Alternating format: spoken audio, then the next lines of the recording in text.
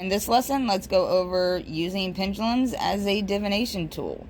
And no, they do not have to be fancy.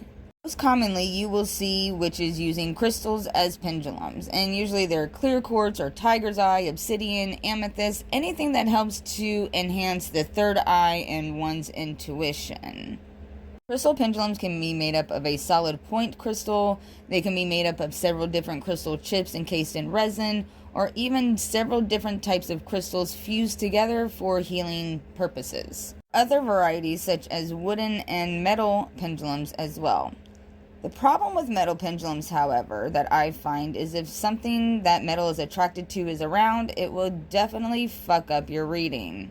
I lost it in Current River, but one of my favorite pendulums was indeed a wood pendulum made out of tiger's oak. Oh, it was beautiful. In fact, just a string with a weight at the end of it works just fine. In fact, many families still practice the folk divination art of finding the gender of a baby by putting the woman's wedding ring on a string and holding it over her pregnant belly.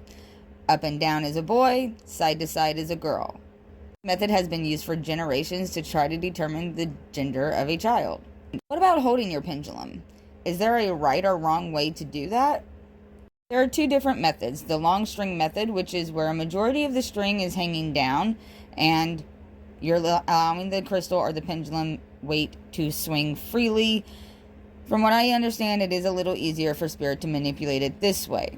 However, I am not a fan. It is more comfortable for me to do the short string method, which is where I shorten the string and a majority of it is in my hand instead of hanging down. Whichever way is comfortable for you, you do.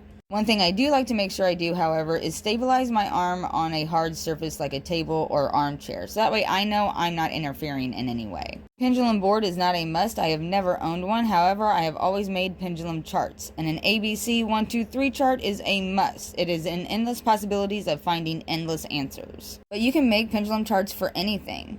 Even herbs to choose, or draw a bunch of symbols on them and have spirit help you make a sigil for certain intentions. After all, that's what I do here. I ask Odin to help me by picking runes and which ones to put in a bind, chant, what have you. And it's quite simple. I just call in for Odin, and I wait for a few moments for him to show me the pendulum directions that show me he is here and it is him. Always a good idea to do this with spirit so that way you know exactly who you're talking to. It's a quick, easy way of veneration. I also have another tester question such as, will you point out your rune, or Mother Frigg's rune, or the rune of death, or the rune of fire or ice, or so on and so forth. I always want to make sure you're talking to the right person before you start asking questions. And that's pretty much it, my loves. Pendulum in a nutshell.